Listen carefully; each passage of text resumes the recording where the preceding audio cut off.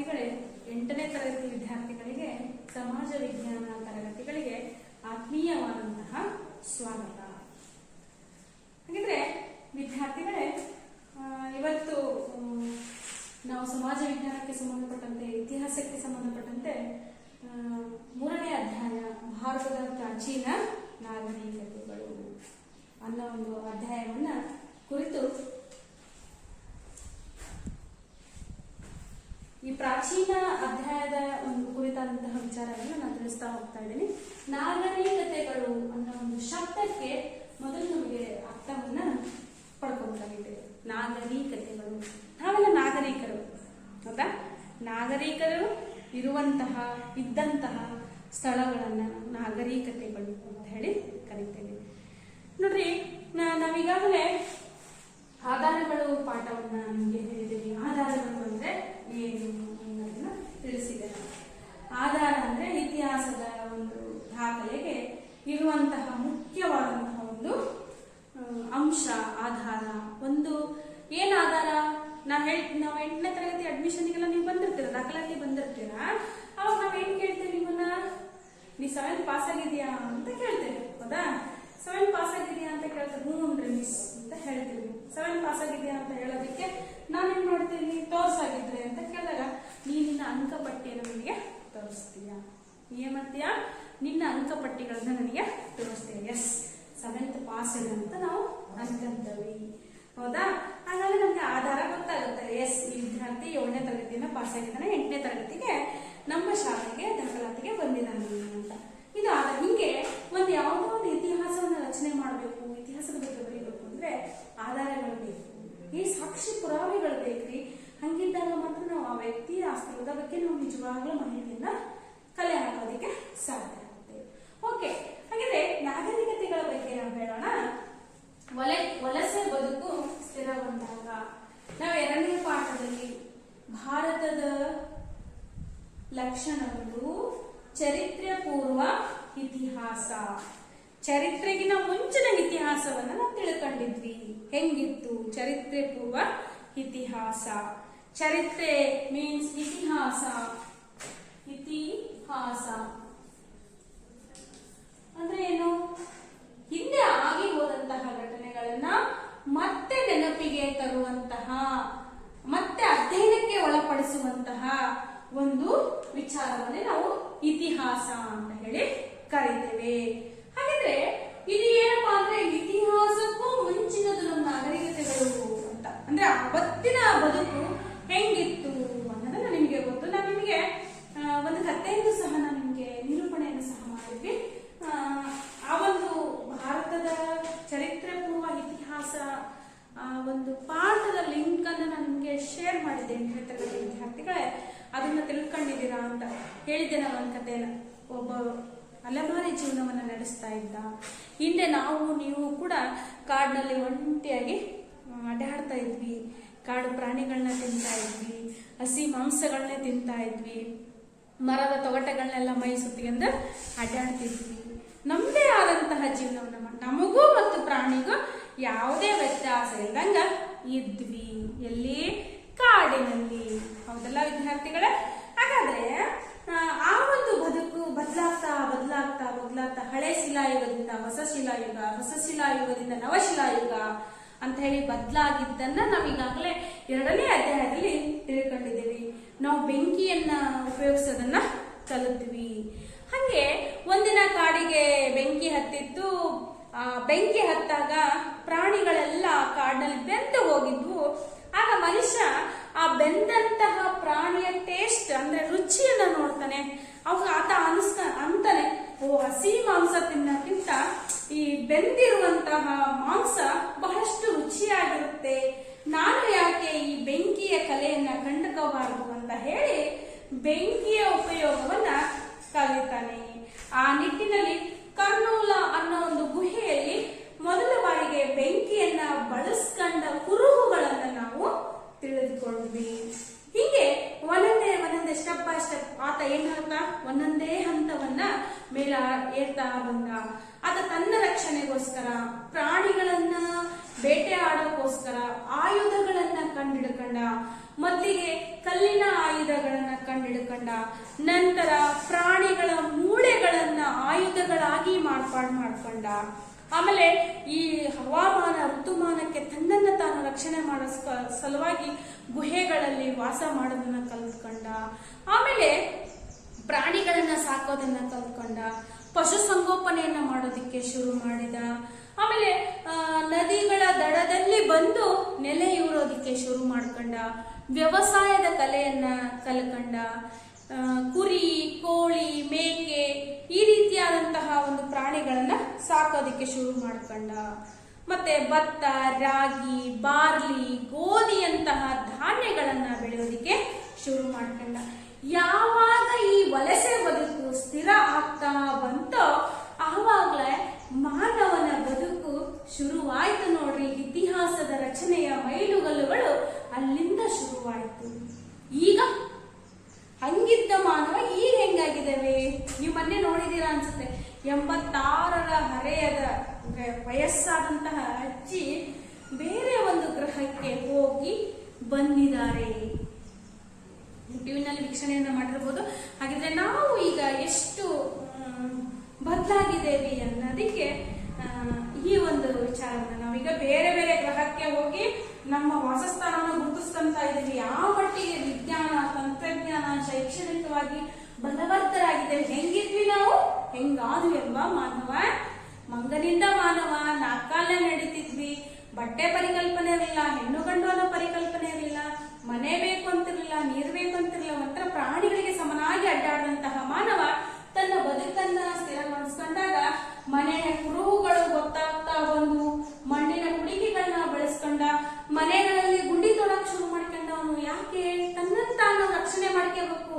ಯಾವ್ದಾದ್ರೂ ಕಾಡು ಪ್ರಾಣಿ ತನ್ನನ್ನ ತಿನ್ನಕ್ ಬಂತಪ್ಪ, ಮಾಡಕ್ ಬಂತು, ನಾನು ಎಲ್ಲ ಉತ್ಕೊಳ್ಬೇಕು ಅಂತ ಹೇಳಿ ಆತ ಮಣ್ಣಿನ ಗುಂಡಿಗಳನ್ನ ತೋಡ್ಕೊಂತ ಇದ್ದಂತೆ. ಆ ಗುಂಡಿಗಳಿಗೆ ಮೆಟ್ಟಲುಗಳನ್ನ ಮಾಡ್ಕೊಂತ ಇದ್ದಂತೆ. ಆ ಮೆಟ್ಟಲುಗಳ ಸಹಾಯದ ಮೂಲಕ ಅವನು ಆತನ ಅಂದ್ರೆ ಬಚ್ಚಿಟ್ಕೊಂತ ಇದ್ದ. ನಾವು ಈಗ ಕಣ್ಣ ಮುಚ್ಚೆಲ್ಲ ಆಟ ಆಡ್ತೇವೆ ಗೊತ್ತಲ್ಲ ನಿಮ್ಗೆ, ಬಚ್ಚಿಟ್ಕೊಂತೇವಿ ಯಾರಾದ್ರೂ ಬಂದು ಅಟ್ಯಾಕ್ ಮಾಡ್ತಾರೆ ಅಂತ ಹೇಳಿ. ಹಾಗೆ ಆತನು ಸಹ ಬಚ್ಚಿಟ್ಕೊಳ್ಳೋದನ್ನ ಮಾಡ್ತಾ ಇದ್ದ. ಹಂಗೆ ವಾತಾವರಣಕ್ಕೆ ತಕ್ಕಂತೆ ಆತ ಅಡಿಗೆಗಳನ್ನ ಮಾಡೋದನ್ನ ಕಲ್ತ್ಕೊಂಡ. ಹೊರಗಡೆನೂ ಅಡಿಗೆ ಮಾಡ್ತಿದ್ದ, ಮನೆಯೊಳಗೂ ಸಹ ಅಡಿಗೆಯನ್ನ ಮಾಡ್ತಾ ಇದ್ದ. ಹೀಗೆ ವಲಸೆ ಬದುಕು ಯಾವಾಗ ಸ್ಥಿರಗೊಳ್ತೋ ತನ್ನನ್ನ ತಾನು ಬದಲಾಯಿಸ್ಕೊಂತ ಮಾನವ ಬದಲಾಯಿಸ್ಕೊಂತ ಬರ್ತಾ ಹೋಗ್ತಾನೆ. ಅವಾಗೇನೆ ಆ ಒಂದು ಸ್ಥಿರವಾದಂತಹ ಬದುಕು, ವಲಸೆ ಬದುಕು ಸ್ಥಿರಗೊಳ್ತಾ ಹೋಗ್ತದೆ. ಹೀಗೆ ಒಂದ್ಸಲ ಏನಾಯ್ತು, ಇರಾನ್ಗೆ ಸಾಗುವಾಗ ಮಾರ್ಗದಲ್ಲಿ ಬೋಲಾನ್, ಪ್ಲಾಸಿನ್ ಫಲವತ್ತಾದ ಮೈದಾನ ಮೆಹರ್ಗರ್. ಅಲ್ಲಿ ಮೆಹರ್ಗರ್ ಎಲ್ಲಿದೆ ಹಾಗಿದ್ರೆ ವಿದ್ಯಾರ್ಥಿಗಳೇ ಒಂದು ಕೇಳಬಹುದು. ಇರಾನ್ಗೆ ಸಾಗುವ ಮಾರ್ಗದಲ್ಲಿ ಬೋಲಾನ, ಪ್ಲಾಸಿನ್ ಫಲವತ್ತಾದ ಮೈದಾನ ಪ್ರದೇಶವೇ ಮೆಹರ್ಗರ್. ಫಲವತ್ತಾದ ಮೈದಾನ ಪ್ರದೇಶ. ಈ ಒಂದು ಸೆಂಟೆನ್ಸ್ ನೀವು ಗಮನವನ್ನ ಇಟ್ಕೋಬೇಕು. ಫಲವತ್ತಾದ ಮೈದಾನ ಪ್ರದೇಶ ಅಂತ ಹೇಳಿ ನಾವು ಕರಿತೇವಲ್ಲ, ಫಲವತ್ತಾದ ಈ ಪದವನ್ನು ನಾವು ನೋಡಿದ್ರೆ ನಿಮಗೆ ಯಾವ ಒಂದು ವ್ಯಾಖ್ಯೆ ನಿರೂಪಣೆಯನ್ನು ನೀಡಬೇಕು ಅಂತ ಅನ್ಸುತ್ತೆ? ಅಲ್ಲಿ ಹೇಳ್ತೀರ, ನಿಮ್ದು ಬಿಡಪ್ಪ ಎರೆ ಭೂಮಿ ಚೆನ್ನಾಗಿ ಬೆಳೀತೈತಿ, ನಿಮ್ದು ಬಿಡಪ್ಪ ಮೆಕ್ಕಲು ಮಣ್ಣು ಬಹಳ ಚೆನ್ನಾಗೈತಿ, ನಮ್ದು ಕೆಂಪು ಮಣ್ಣು ಅಷ್ಟಕ್ಕಂದೇನು ಫಲವತ್ತಾಗಿಲ್ಲ. ಹಾಗಿದ್ರೆ ಮಣ್ಣು ಫಲವತ್ತಾಗಿರ್ಬೇಕಂದ್ರೆ ಹೆಂಗಿರ್ಬೇಕು? ಈಗ ನಾವೀಗ ಬಹಳಷ್ಟು ಮುಂದುವರೆದಿದ್ದೇವೆ. ನಾವು ನಾಗರಿಕತೆಗಳನ್ನ ಬಿಡೋಣ. ಈಗ ಫಲವತ್ತಾದ ಮಣ್ಣು ಅಂತ ಹೇಳಿ ನಾವು ಯಾವ ಮಣ್ಣನ್ನ ಕರಿತೇವೆ? ಫಲವತ್ತಾದ ಮಣ್ಣು ಅಂತ ಹೇಳಿ ನಾವು ಮೆಕ್ಕಲ ಮಣ್ಣನ್ನ, ಕಪ್ಪು ಮಣ್ಣನ್ನ ಕರಿತೇವೆ. ಅದರಲ್ಲೂ ಮೆಕ್ಕಲ ಮಣ್ಣು ಬಹಳಷ್ಟು ಫಲವತ್ತತೆಯಿಂದ ಕೂಡಿರ್ತದೆ. ಯಾಕೆ ಅಂದ್ರೆ ಅದು ನದಿಗಳ ಸಂಚಯನದಿಂದ ಆದಂತಹ ಮಣ್ಣು. ಅಂದ್ರೆ ನದಿಗಳು ಹರಿಯುವಾಗ ತನ್ನೊಂದಿಗೆ ಎಷ್ಟು ಮಿನರಲ್ಸ್ ಗಳನ್ನ, ಎಷ್ಟೊಂದು ಜೈವಿಕ ಮತ್ತು ಇದನ್ನ ಮಣ್ಣುಗಳನ್ನು ತೆಗೆದುಕೊಂಡು ಹೋಗಿರ್ತದೆ. ಅದು ಒಂದು ಕಡೆ ಸ್ಟೋರ್ ಮಾಡಿ ಹರಡ್ತಾ ಹೋಗುತ್ತೆ. ಆ ಮಣ್ಣು ಏನಿರುತ್ತೆ ಫಲವತ್ತಾದಂತಹ ಮಣ್ಣಾಗಿರುತ್ತೆ. ಅಂತಹ ಮಣ್ಣೆ ಈ ಮೆಹರ್ಗರ್ ನೆಲೆಯಲ್ಲಿ ಕಂಡು ಬಂದಿತ್ತು. ಅಲ್ಲಿ ಬಾರ್ಲಿ ಮತ್ತು ಗೋಧಿಯನ್ನ ಬೆಳೆಯೋದನ್ನ ಕಲ್ತಿದ್ರು. ಒಂದಿಷ್ಟು ಬಾರ್ಲಿ ಒಂದು ವಿಚಾರವನ್ನ ಹೇಳೋದಾದ್ರೆ, ನಮ್ಮ ಈ ಕಡೆ ಜನರಿಗೆ ಸ್ವಲ್ಪ ಬಾರ್ಲಿ ಬಗ್ಗೆ ಅಷ್ಟೊಂದು ಗೊತ್ತಿಲ್ಲ. ಬಾರ್ಲಿ ಅಕ್ಕಿ ಅಂತ ಹೇಳಿ ಕರೀತಾರೆ. ನೀವು ಸಿಟಿನಲ್ಲಿ ಬಾರ್ಲಿನ ಉಪಯೋಗಿಸ್ತಾರೆ. ಈ ಬಾರ್ಲಿ ಬಹಳಷ್ಟು ದೇಹಕ್ಕೆ ತಂಪನ್ನ ನೀಡುವಂತಹ ಒಂದು ಆಹಾರ ಧಾನ್ಯ. ನಿಮಗೆ ಗೊತ್ತಿಲ್ಲ ಅಂದ್ರೆ ನೀವು ಏನ್ ಮಾಡ್ರಿ, ಗೂಗಲ್ಗೆ ಹೋಗಿ ಬಾರ್ಲಿ ಅಂತ ಹೊಡೆದ್ರೆ ಆ ಒಂದು ಸಸ್ಯದ ಬಗ್ಗೆ ಮತ್ತೆ ಬಾರ್ಲಿಯ ಒಂದು ಚಿತ್ರ, ಅದರಿಂದ ತಯಾರಿಸಬಹುದಾದಂತಹ ಅಡಿಗೆಗಳ ಒಂದು ರೆಸಿಪೀಸ್ಗಳು ಸಹ ಬರ್ತವೆ. ಬಾರ್ಲಿಯನ್ನು ಸಹ ನಿಮ್ಮ ಸಿಟಿಯಲ್ಲಿ ನಿಮಗೆ ಹತ್ತಿರದ ಪಟ್ಟಣಗಳಲ್ಲಿ ಈಗ ಬಾರ್ಲಿ ಏನಾಗ್ತಾ ಇದೆ, ಸಿಗ್ತಾ ಇದೆ. ಮತ್ತೆ ಬ್ಯಾಕ್ ಟು ಈಗ ಏನಾಗ್ತಾ ಇದೆ ಅಂದ್ರೆ ಮತ್ತೆ ನಾವು ಹಳೆ ಪದ್ಧತಿಗಳು ನಮ್ಗೆ ಆಚರಣೆಯಲ್ಲಿ ಬರ್ತಾ ಇದೆ. ನೋಡ್ರಿ, ಎಲ್ಲರ ಮನೆಯಲ್ಲೂ ಈಗ ಸಿರಿಧಾನ್ಯಗಳನ್ನ ಯೂಸ್ ಮಾಡ್ತಾ ಇದ್ದಾರೆ. ಮತ್ತೆ ಹಳೆ ಪದ್ಧತಿಗಳ ತರನೇ ಬೆಲ್ಲದ ಅಡಿಗೆಗಳನ್ನ ಯೂಸ್ ಮಾಡ್ತಾ ಇದ್ದಾರೆ. ನಾವು ಹಳೆ ಪದ್ಧತಿಗೆ ಸ್ವಲ್ಪ ವಾಲ್ತಾ ಇದ್ದೇವೆ. ಯಾಕೆಂದ್ರೆ ಈ ಆಧುನಿಕತೆ ನಮ್ಮ ಆರೋಗ್ಯ ಮತ್ತು ಪರಿಸರದ ಮೇಲೆ ಬಹಳಷ್ಟು ವ್ಯತಿರಿಕ್ತವಾದಂತಹ ಪರಿಣಾಮವನ್ನ ಬೀರ್ತಾ ಇದೆ. ಹಾಗಾಗಿ ನಾವು ಸ್ವಲ್ಪ ಬದಲಾಗ್ತಾ ಇದ್ದೇವೆ, ಹಳೆ ಕಾಲಮಾನಕ್ಕೆ ಹೋಗ್ತಾ ಇದ್ದೇವೆ ಅಂತ ನಾವು ಹೇಳ್ಬಹುದು. ಬಾರ್ಲಿ ಮತ್ತು ಗೋಧಿಯನ್ನ ಕಲ್ತಿದ್ರು, ಪ್ರಾಣಿಗಳನ್ನ ಸಾಕೋದನ್ನ ಕಲ್ತಿದ್ರು, ಕುರಿ ಮತ್ತು ಮೇಕೆಯನ್ನ ಅಲ್ಲಿ ಸಾಕ್ತಾ ಇದ್ರು. 4 ಗೋಡೆಯನ್ನ ಹೊಂದಿದ್ದಂತಹ ಕೊಠಡಿಗಳನ್ನ ಕಾಣ್ತಾ ಇದ್ವಿ. ಇದನ್ನ ನಾವು ಮೊದಲನೇ ಹಂತದ ನಗರೀಕರಣದಲ್ಲಿ ಕಾಣಬರುವಂತಹ ವಿಶೇಷವಾದಂತಹ ಲಕ್ಷಣಗಳು ಅಂತ ನಾವು ಹೇಳ್ಬಹುದು. ಹಾಗಿದ್ರೆ ನಾಗರಿಕತೆಗಳು ಅಂತ ಹೇಳಿ ಕರೆಯಬೇಕಂದ್ರೆ ಮನುಷ್ಯ ಅಲೆಮಾರಿ ಜೀವನದಿಂದ ಒಂದು ಸ್ವಲ್ಪ ವೈಜ್ಞಾನದ ಕಡೆಗೆ, ಅಂದ್ರೆ ತಾನು ಮನುಷ್ಯ ಅನ್ನೋ ಒಂದು ಪದವನ್ನ ತನ್ನ ಮೈಗೂಡಿ ಭಾಷೆ ಆಗಿರ್ಬೋದು, ಲೇಖನ ಆಗಿರಬಹುದು, ಮತ್ತೆ ಏನಪ್ಪಾ ಅಂದ್ರೆ ಆಹಾರವನ್ನ ಹುಟ್ಟೋದು, ಬೆಳೆಯೋದು, ಬೇಸಾಯವಾಗಿರ್ಬೋದು, ಪಶುಸಂಗೋಪನೆ, ಹಿಂಗೆ ಒಂದು ಸ್ಟೇಜಿಗೆ, ಒಂದು ಹಂತಕ್ಕೆ ಬಂದಾಗ ಕಟ್ಟಿಕೊಂಡಂತಹ ಬದುಕನ್ನ ನಾವು ನಾಗರಿಕತೆಗಳು ಅಂತ ಹೇಳ್ಕೊಳ್ತೇವೆ. ಹೀಗೆ ಪ್ರಮುಖವಾಗಿ ಮನೆ ಗುರುಗಳು, ಮಣ್ಣಿನ ಕುಡಿಕೆಗಳು, ಗುಂಡಿ ತೋಡೋದು, ಇವೆಲ್ಲ ನಾವು ನೋಡಬಹುದು. ಅದೇ ರೀತಿಯಾಗಿ ಮೆಹರ್ಗರ್ ಅನ್ನೋ ಒಂದು ನೆಲೆಯಲ್ಲಿ ಬಾರಿಯನ್ನ, ಗೋಧಿಯನ್ನ ಬೆಳೀತಾ ಇದ್ರು, ಆ ಒಂದು ಕಲೆಯನ್ನ ಕಲ್ತಿದ್ರು ಅನ್ನೋದು ಸಹ ಗೊತ್ತಾಗುತ್ತೆ. 150 ವರ್ಷಗಳ ಹಿಂದೆ ಪಂಜಾಬ್ನ ಸಿಂಧೂ ಕಣಿವೆ ಪ್ರದೇಶದ ರೈಲ್ವೆ ಹಳಿಯನ್ನ ನಿರ್ಮಾಣ ಮಾಡ್ತಾ ಇದ್ರು. ರೈಲ್ವೆ ಹಳಿಯನ್ನ ನಿರ್ಮಾಣ ಮಾಡ್ತಾ ಇದ್ರು. ಎಷ್ಟು ವರ್ಷಗಳ ಹಿಂದೆ? ಸುಮಾರು 150 ವರ್ಷಗಳ ಹಿಂದೆ ಏನ್ ಮಾಡ್ತಾ ಇದ್ರು, ರೈಲ್ವೆ ಹಳಿ ಟ್ರ್ಯಾಕ್ ಅನ್ನ ಮಾಡಬೇಕು ಅಂತ ಹೇಳಿ ಇಂಜಿನಿಯರ್ಗಳೆಲ್ಲ ಏನ್ ಮಾಡ್ತಾ ಇದ್ರು, ಸ್ಕೆಚ್ ಹಾಕ್ತಾ ಇದ್ರು. ಆಗ ಹುದುಗಿದ ನಗರಗಳು ಪತ್ತೆ ಆದವು. ಹೆಂಗೆ? ರೈಲ್ವೆ ಹಳಿಗಳ ನಿರ್ಮಾಣಕ್ಕೋಸ್ಕರ ಅಲ್ಲೊಂದಿಷ್ಟು ಇಟ್ಟಿಗೆಗಳಿದ್ವು. ಆ ಸುಟ್ಟ ಇಟ್ಟಿಗೆಗಳನ್ನ ಏನ್ ಮಾಡ್ತಾ ಹೋದ್ರು, ಬಳಸ್ಕೊಂತ ಹೋದ್ರು, ನಿರ್ಮಾಣ ಮಾಡೋ ಸಲುವಾಗಿ ಬಳಸ್ಕೊಂತ ಹೋದ್ರು. ಅವ್ರು ತೆಗ್ದಂಗೆ ಏನಾಗ್ಬಿಡ್ತಪ್ಪ ಅಂದ್ರೆ ಒಂದು ನಗರನೇ ಪತ್ತೆ ಆಗ್ತಾ ಬಂತು. ಅವಾಗ ಈ ಒಂದು ಪಂಜಾಬ್ನ ಒಂದು ಸಿಂಧೂ ಕಣಿವೆ ಭಾಗದಲ್ಲಿ ಆ ನಗರವೇ ಸುಟ್ಟ ಇಟ್ಟಿಗೆಗಳನ್ನ ತೆಗಿತಾ ಹೋದಂಗೆಲ್ಲ ವಿಶೇಷವಾದಂತಹ ಗೋಡೆಗಳಿರುವಂತಹ ಕೋಟೆಗಳು, ವಿಶೇಷವಾದಂತಹ ಸ್ನಾನದ ಕೊಠಡಿ, ಹೀಗೆ ಏನೋ ಒಂಥರ ವಿಶೇಷವಾದಂತಹ ಮನೆಗಳು, ಆಮೇಲೆ ಕುರುಹುಗಳು, ಜನ ಇದ್ರೇನೋ ಇಲ್ಲಿ ಒಂದಾನೊಂದು ಕಾಲದಾಗೆ ಅನ್ನೋ ಒಂದು ಗುರುತುಗಳು ಅಲ್ಲಿ ಕಂಡು ಬರ್ತಾ ಹೋದ್ವು. ಹಾಗೆ ಕಂಡು ಬರ್ತಾ ಹೋದಾಗ ಇದೊಂದು ಪ್ರಾಚೀನ ನಗರ ಇತ್ತು ಅನ್ನೋ ಒಂದು ಲಾಸ್ಟಿಗೆ ಒಪ್ಕೊಳ್ತಾ ಹೋಗ್ತಾರೆ. ಮೊದಲ ಸಿಕ್ಕಂತಹ ನಗರಗಳು ಏನೋ ವಿಶ್ವದಲ್ಲಿ ನಾವು ಅಥವಾ ಭೂಮಿ ಮೇಲೆ ಮೊದಲ ಸಿಕ್ಕಂತಹ ನಗರಗಳಿಗೆ ಸಾಮ್ಯತೆ ಹೊಂದಿರುವಂತಹ ನಗರ ಇದಾಗಿತ್ತು.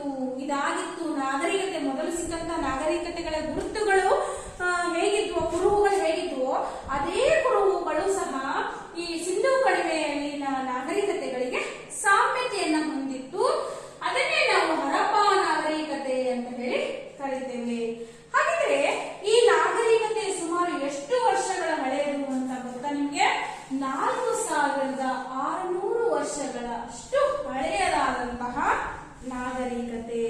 ಎಷ್ಟಾಗಿದ್ರೆ 4600 ವರ್ಷಗಳಷ್ಟು ಹಳೆಯದು ನಮ್ಮ ಈ ಹರಪ್ಪ ನಾಗರಿಕತೆ. ಹಾಗಾದ್ರೆ ಹರಪ್ಪ ನಾಗರಿಕತೆ ಹೆಂಗೆ ಪ್ರಾಕ್ತನ ಶಾಸ್ತ್ರಜ್ಞರು ಅದನ್ನು ಹೇಗೆ ಉತ್ಖನನ ಮಾಡಿ ಸಂಶೋಧನೆಯನ್ನ ಮಾಡಿ ಅಲ್ಲಿ ಯಾರು ಕೂಡ ಇದೇನಪ್ಪಾ ಅಂದ್ರೆ ಲಿಖಿತಗಳು ಇಲ್ಲದಂತಹ ಕಾಲದಲ್ಲಿ ಇದ್ದಂತಹ ಒಂದು ಇತಿಹಾಸ. ನಿಮಗೆ ಅಲ್ಲಿ ಯಾರಿದ್ರು, ಅವ್ರು ಯಾರು ಜೀವಂತವಾಗಿಲ್ಲ, ಅಲ್ಲಿ ಯಾವುದು ಲೇಖನಗಳಿಲ್ಲ, ಸಾಹಿತ್ಯ ಇಲ್ಲ, ಯಾವುದೇ ರೀತಿಯಾದಂತಹ ಶಾಸನಗಳಿಲ್ಲ, ನಾಣ್ಯಗಳಿಲ್ಲ. ಅಲ್ಲಿ ಇರುವಂತಹ ವಸ್ತುಗಳ ಮೇಲೆ ಇಲ್ಲಿ ಹಿಂಗಿತ್ತು ಅನ್ನೋ ಅನ್ನೋ ಒಂದು ಕಲೆ ಇದೆ.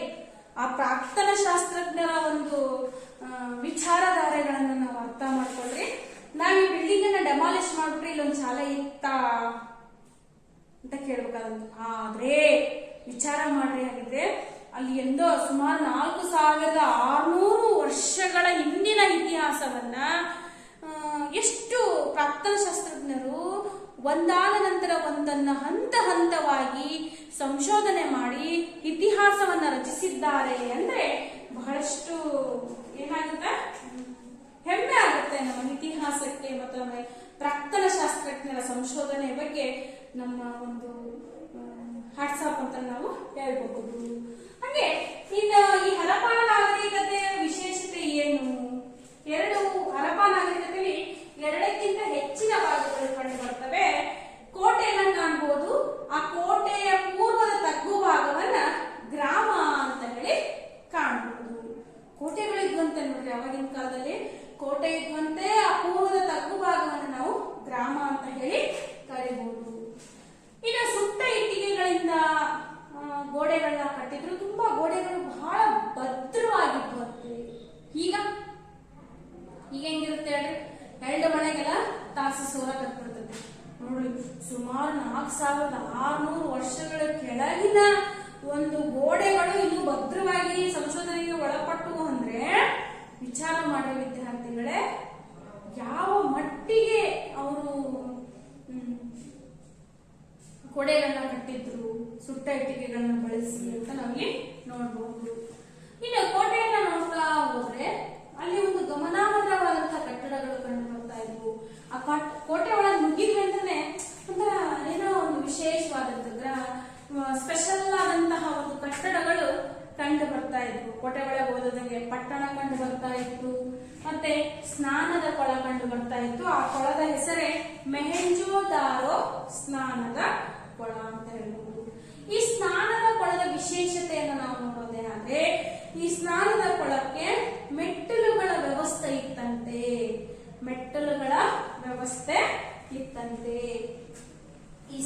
ಈ ಒಂದು ಸ್ನಾನದ ಕೊಳದಲ್ಲಿ ವಿಶೇಷವಾದಂತಹ ದಿನದಂದು ವಿಶೇಷವಾದಂತಹ ವ್ಯಕ್ತಿಗಳು ಸ್ನಾನ ಮಾಡ್ತಾ ಇದ್ರು ಅಂತ ನಾವು ಹೇಳಬಹುದು. ಯಾವ ಕೊಳ ಅದು? ಮೆಹೆಂಜೋದಾರೋ ನಲ್ಲಿರುವಂತಹ ಒಂದು ಸ್ನಾನದ ಕೊಳ. ಇನ್ನು ಕಾಲಿಂಬಂಗನ್ ಮತ್ತು ಲೋತಾರ್ ಅನ್ನೋ ಒಂದು ಇತರೆ ನಗರಗಳನ್ನ ಕಾಣ್ತಾ ಇದ್ವಿ. ಇನ್ನು ಬೆಂಕಿಯ ವಲಯಗಳನ್ನು ಸಹ ಈ ಒಂದು ಭಾಗದಲ್ಲಿ ಕಂಡು ಬರ್ತಾ ಇದ್ವಿ. ಹಾಗಿದ್ರೆ ಇಲ್ಲಿ ನಿಮಗೆ ಟೆಕ್ಸ್ಟ್ ಬುಕ್ ಅಲ್ಲಿ ಕಾಣಿಸಬಹುದು. ಇಲ್ಲಿ ಮಾನವನ ಮುಂಡದ ಪ್ರತಿಮೆಯನ್ನ ನಾವು ಕಾಣ್ತಾ ಇದ್ದೀವಿ. ಕಂಚಿನ ಒಂದು ನರ್ತಕಿಯ ಪ್ರತಿಮೆಯನ್ನ ನಾವು ಆವಾಗಿನ ಕಾಲದಲ್ಲಿ ಕಂಚಿನ ಬಳಕೆ ಅಂದ್ರೆ ಲೋಹದ ಬಳಕೆಯನ್ನು ಸಹ ಅವರು ಕಂಡುಕೊಂಡಿದ್ರು ಅನ್ನೋದು ಇಲ್ಲಿ ಸ್ಪಷ್ಟವಾಗಿ ಗೊತ್ತಾಗುತ್ತೆ. ಕಂಚಿನ ಪ್ರತಿಮೆ ಇಲ್ಲಿ ಕಾಣ್ತಾ ಇದೆಯಲ್ಲ ವಿದ್ಯಾರ್ಥಿಗಳೇ, ಮೆಹೆಂಜೋದಾರೋ ನಗರದ ಸ್ನಾನದ ಕೊಳ ಕಾಣಿಸ್ತಾ ಇದೆಯಾ ನಿಮಗೆ? ಮೆಹೆಂಜೋದಾರೋ ನಗರದ ಸ್ನಾನದ ಕೊಳ. ನಿಮಗೆ ಇದು ಕಲರ್ ಪ್ರಿಂಟ್ ಅಲ್ಲಿ ಬೇಕು ಅಂದ್ರೆ ನೀವು ಇದನ್ನ ಅಲ್ಲೇ ನೋಡ್ಕೋಬೇಕನ್ನೋಂತ ಕುತ್ಕೊಂಡು ನೋಡ್ಬೇಕು ಅಂತ ಅನ್ಸಿದ್ರೆ ನೀವು ನಿಮ್ಮ ಗೂಗಲ್ ಅಲ್ಲಿ ಸರ್ಚ್ ಮಾಡಿ ಹರಪ್ಪಾ ನಾಗರಿಕತೆಗೆ ಬೇಕಾಗಿರುವಂತಹ ಚಿತ್ರಗಳನ್ನ ಸಂಗ್ರಹಿಸಿದ್ರೆ ಮೆಹೆಂಜೋದಾರದಲ್ಲಿರುವಂತಹ ಒಂದು ಸ್ನಾನದ ಕೊಳವನ್ನ ಸ್ಪಷ್ಟವಾಗಿ ನೋಡಬಹುದು. ಓಕೆ, ಇಲ್ಲಿ ಅರ್ಥ ಆಗ್ತಾ ಇದೆಯಲ್ಲ ಸ್ನಾನದ ಕೊಳ ಹೆಂಗಿದೆ ಅನ್ನೋದು ಗೊತ್ತಾಯ್ತಲ್ಲ. ಹೀಗೆ ಈ ಒಂದು ಬಹುಶಃ ಏನಪ್ಪಾ ಅಂದ್ರೆ ಈ ಸ್ನಾನದ ಕೊಳದಲ್ಲಿ ನೀರೇನು ಇರ್ತಾ ಇರಲಿಲ್ಲ. ವಿಶೇಷವಾದಂತಹ ದಿನದಲ್ಲಿ ವಿಶೇಷವಾದ ಜನರು ಸ್ನಾನ ಮಾಡಬೇಕು ಅಂದಾಗ ಬಾವಿ ಮೂಲಕ ಈ ಕೊಳಕ್ಕೆ ಏನ್ ಮಾಡ್ತಾ ಇದ್ರು, ನೀರನ್ನ ತುಂಬಿಸ್ತಾ ಇದ್ರು. ಯಾವ ಕೊಳಕ್ಕೆ? ಮೆಹೆಂಜೋದಾರೋ ಕೊಳಕ್ಕೆ ನೀರನ್ನ ತುಂಬಿಸ್ತಾ ಇದ್ರು. ಹಾಗೆ ಮೆಹೆಂಜೋದಾರೋ, ಹರಪ್ಪ ಹಾಗೂ ಲೋತಾಲ್ನಲ್ಲಿ ಸುವ್ಯವಸ್ಥಿತವಾದಂತಹ ಸಂಗ್ರಹಣಾ ಕೊಠಡಿಗಳು ಸಹ ಕಂಡು ಬರ್ತಾ ಇದ್ವು. ಸಂಗ್ರಹ ಅಂದ್ರೆ ಸ್ಟೋರ್ ರೂಮ್ಗಳು ಸಹ ಕಂಡು ಬರ್ತಾ ಇದ್ವಂತೆ. ಅಂದ್ರೆ ಒಟ್ಟಾರೆಯಾಗಿ ನಾವು ವಿಚಾರ ಮಾಡೋದಾದ್ರೆ ಸುಮಾರು 4600 ವರ್ಷಗಳ ಹಿಂದೆನೆ ಮಾನವ ಎಷ್ಟೊಂದು ವೈಜ್ಞಾನಿಕವಾಗಿ ವಿಚಾರ ಮಾಡಿದಾನೆ ಅನ್ನೋದನ್ನ ನಾವು ತಿಳ್ಕೋಬೇಕಲ್ವಾ. ಅವತ್ತಿನ ಕಾಲದಲ್ಲೇ ಬಾವಿಗಳನ್ನ ಕೊಟ್ಟಿದ್ದಾನೆ ಅಂದ್ರೆ ಆತನಿಗೆ ಅಂತರ್ಜಲದ ಮಹತ್ವ ಗೊತ್ತಿತ್ತು ಅನ್ನೋದು ನಮ್ಗೆ ಸ್ಪಷ್ಟವಾಗಿ ಗೊತ್ತಾಗುತ್ತೆ ಅಲ್ವಾ ವಿದ್ಯಾರ್ಥಿಗಳೇ? ನಾವೀಗ ಇಲ್ಲಿ ಪೂರ್ವದಲ್ಲಿ ನಾವೆಲ್ಲ ಹರಪ್ಪ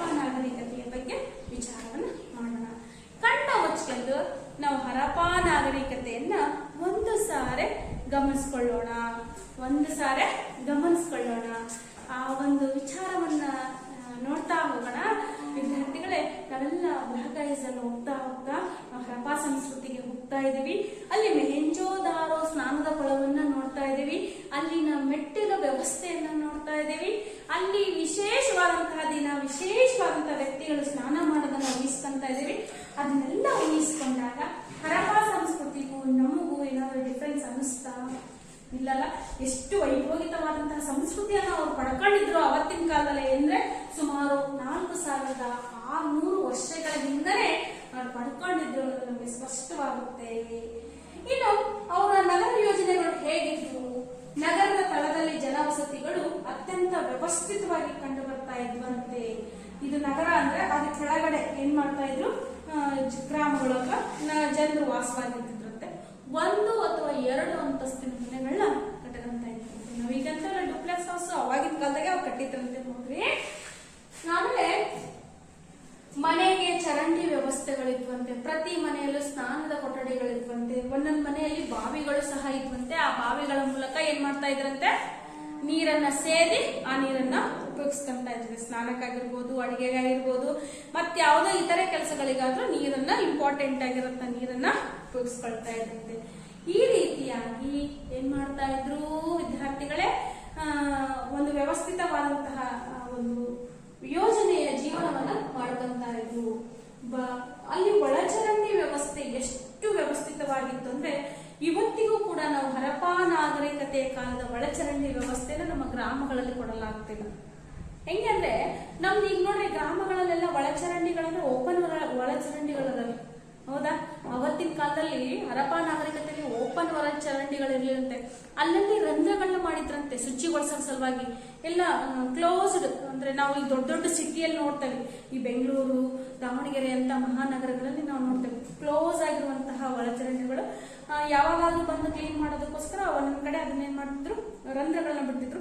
ಅಂತ ಒಂದು ವ್ಯವಸ್ಥೆ ಅವತ್ತಿನ ಕಾಲದಲ್ಲಿ ಹರಪ್ಪ ಸಂಸ್ಕೃತಿಯಲ್ಲಿ ಇತ್ತು ಅನ್ನೋದನ್ನ ನಾವು ಹೆಮ್ಮೆಯಿಂದ ಹೇಳ್ಕೇಳ್ಬಹುದು ಅಲ್ವಾ ವಿದ್ಯಾರ್ಥಿಗಳು? ನಂತರ ಪ್ರತಿಯೊಂದು ಮನೆಗೂ ಸ್ನಾನದ ಕೊಠಡಿಗಳಿದ್ವು. ಆಮೇಲೆ ಆ ಒಳಚರಂಡಿ ವ್ಯವಸ್ಥೆ ಏನಾಗಿತ್ತಪ್ಪ ಅಂದ್ರೆ ಸಬ್ ಡಿವಿಷನ್ ಆಗಿತ್ತು. ಅಂದ್ರೆ ಮನೆ ಮುಂದೆ ಹಿಂಗೆ ಒಳಚರಂಡಿ ವ್ಯವಸ್ಥೆ ಹೋಗಿತ್ತು ಅಂದ್ರೆ ಅದು ಸಣ್ಣ ಕಾಲುವೆ, ಆಮೇಲೆ ಅದು ದೊಡ್ಡ ಚರಂಡಿಗೆ ಹೋಗಿ ಸೇರುವಂತಹ ವ್ಯವಸ್ಥೆಯನ್ನ ಮಾಡಿದ್ರು. ನೀವು ಈಗಾಗಲೇ ಅಂತಹ ಒಂದು ವ್ಯವಸ್ಥೆಯನ್ನ ನೋಡ್ತಾ ಇದ್ದೀರಿ, ಹೌದಾ? ಹಾಗೆಯೇ ಏನಪ್ಪಾ ಅಂದ್ರೆ ಮನೆಗಳು ಹೆಂಗಿದ್ವು ಅಂದ್ರೆ ರಸ್ತೆಗೆ ಯಾವ ಮನೆಗಳು ಸಹ ಮುಖ ಮಾಡಿ ಇರ್ಲಿಲ್ಲ. ರಸ್ತೆಗಳಿಗೆ ಮುಖ ಮಾಡಿ ಮನೆಗಳು ಇರ್ಲಿಲ್ಲಂತೆ. ಅಂದ್ರೆ ಏನ್ ಕಾನ್ಸೆಪ್ಟ್ ಇತ್ತು? ರಸ್ತೆಗಳಿಗೆ ಯಾಕೆ ಮನೆಗಳು ಮುಖ ಮಾಡಿರಬಾರ್ದು? ಧೂಳು ಬರುತ್ತೆ, ರಸ್ತೆಗಳಿಂದ ಧೂಳು ಬರುತ್ತೆ. ಆಮೇಲೆ ಅವತ್ತಿನ ಕಾಲದಲ್ಲಿ ಅವರಿಗೆ ನೋಡ್ರಿ ಏಕತೆ ಮತ್ತೆ ಏಕಚಿತ್ತರಾಗಿ ಮನೆಗಳಲ್ಲಿ ವಾಸವಾಗಿರ್ಬೇಕು ಅನ್ನೋ ಒಂದು ಕಾನ್ಸೆಪ್ಟ್ ಇತ್ತು. ಹಾಗಾಗಿ ಧೂಳ ಬರುತ್ತೆ. ಮತ್ತೆ ಆ ರೀತಿಯಾದಂತಹ ವ್ಯವಸ್ಥೆಗಳು ಇದ್ದಿದ್ರಿಂದ ರಸ್ತೆಗಳಿಗೆ ಯಾವುದೇ ಮನೆಗಳು ಮುಖ ಮಾಡಿ ಇರ್ತಿರ್ಲಿಲ್ಲ. ಒಂದು ಸಾರಿ ನಾವು ಊಹೆಯನ್ನು ಮಾಡ್ಕೊಳ್ಳೋಣ ವಿದ್ಯಾರ್ಥಿಗಳೇ, ಅವ್ರ ಮನೆಗಳು ಹೇಗಿದ್ರು ಅಂತ ಹೇಳಿ. ಆಮೇಲೆ ಪ್ರತಿಯೊಂದು ಮನೆಗಳಲ್ಲೂ ಕೂಡ ಸಂಗ್ರಹಣಾ ಕೊಠಡಿಗಳಿದ್ವಂತೆ, ಅಡಿಗೆ ಮನೆಗಳಿದ್ವಂತೆ, ಸ್ನಾನದ ಕೊಠಡಿಗಳಿದ್ವಂತೆ. ಸುಟ್ಟ ಇಟ್ಟಿಗೆಗಳಿಂದ ಭದ್ರವಾದಂತಹ ಮನೆಗಳನ್ನು ಅವರು ಕಟ್ಟಿಕೊಂಡಿದ್ದಂತೆ. ಎಕ್ಸಲೆಂಟ್ ಅಲ್ಲ? ಸುಮಾರು 4600 ವರ್ಷಗಳ ಕೆಳಗನೆ ಅಂತ ಅದ್ಭುತವಾದಂತಹ ಮನೆಗಳನ್ನ ಅವ್ರು ಕಟ್ಟಿದ್ರು ಅಂದ್ರೆ ನಿಜವಾಗ್ಲೂ ಕೂಡ ನಾವು ಭಾರತೀಯರು ಯಾರಿಗೂ ಸಹ ಕಮ್ಮಿ ಇಲ್ಲ. ವಿಜ್ಞಾನ ತಂತ್ರಜ್ಞಾನ ಅನ್ನೋದು ನಮ್ಮ ನಾಗರಿಕತೆ, ಹರಪ್ಪ ಸಂಸ್ಕೃತಿ, ಸಿಂಧೂ ನದಿಯ ಬಯಲಿನ ತಟದಲ್ಲಿನೇ ನಮ್ಗೆ ಏನಾಗ್ಬಿಟ್ಟಿದೆ, ಒಳಗೊಂಡಿದೆ. ಜಗತ್ತಿಗೆ ಏನೇನೆಲ್ಲ ಕೊಟ್ಟಿದ್ದೇವಲ್ಲ, ಅಂತಹ ಕೊಟ್ಟಿದ್ದೇವೆ ಅನ್ನೋದಕ್ಕೆ ಉದಾಹರಣೆಯನ್ನೇ ನಾವು ಹರಪ್ಪ ಸಂಸ್ಕೃತಿ ಅಂತ ನಾವು ಹೇಳ್ಬಹುದು. ಹಾಗಿದ್ರೆ ಹರಪ್ಪ ಸಂಸ್ಕೃತಿಯ ವಿಶೇಷವಾದಂತಹ ಒಂದು ಈ ನಗರ ಯೋಜನೆ ನಿಮ್ಗೆಲ್ಲ ಇಷ್ಟ ಆಯ್ತಲ್ಲ? ಹಾಗಿದ್ರೆ ನಿಮ್ಮ ಊರಿನಲ್ಲಿರುವಂತಹ ಯೋಜನೆ ಅಂದ್ರೆ ನಗರ ಯೋಜನೆಗಳು, ಒಳಚರಂಡಿ ವ್ಯವಸ್ಥೆ ಹೇಗಿದೆ, ನಿಮ್ಮ ಮನೆಗಳಲ್ಲಿ ವ್ಯವಸ್ಥೆ ಹೇಗಿದೆ, ನೀವು ನೀರಿನ ವ್ಯವಸ್ಥೆಗೆ ಏನನ್ನ ಅವಲಂಬಿಸಿದ್ದೀರಿ ಅನ್ನೋದ್ರ ಬಗ್ಗೆ ನೀವೇನ್ ಮಾಡ್ಬೇಕು, ಒಂದು ಟಿಪ್ಪಣಿಯನ್ನ ಬರಿಬೇಕು. ಬರೀತಿರಲ್ಲ ಹಾಗಿದ್ರೆ ವಿದ್ಯಾರ್ಥಿಗಳೇ? ನಗರ ಜೀವನದ ಬಗ್ಗೆ ವಿದ್ಯಾರ್ಥಿಗಳು ಟಿಪ್ಪಣಿಯನ್ನ ಬರೀತಾರೆ ಅಂತ ಅನ್ಸುತ್ತೆ. ಹಾಗೆ ಇವ್ರ ಕಾಲದಲ್ಲಿ ಇದ್ದಂತಹ ಒಂದು ಮನೆಗಳಿಗೂ ನಮ್ಮ ಮನೆಗಳಿಗೂ ಏನು ವ್ಯತ್ಯಾಸ ಇದೆ? ಸುಟ್ಟ ಒಂದು ಮನೆಗಳನ್ನ ಕಟ್ತಾ ಇದ್ರು, ಸುಟ್ಟ ಇಟ್ಟಿಗೆಗಳಿಂದ ಮನೆಗಳು ಕಟ್ತಾ ಇದ್ರು, ತುಂಬಾ ಭದ್ರವಾಗಿ ಸಂಬಂಧಪಟ್ಟಿದೆ. ಇಂತೂ ಆಸ್ ಯೂಶುವಲ್ ನಾವು ಕೂಡ ಈಗ ಮಾಡ್ತಾ ಇದ್ದೀವಿ. ಆದ್ರೆ ವ್ಯತ್ಯಾಸಗಳು ಏನಿದೆ ಅನ್ನೋದನ್ನ ಗುರುತಿಸ್ಕೊಂಡು ಬರೀತಿರಲಾಗಿದ್ರೆ.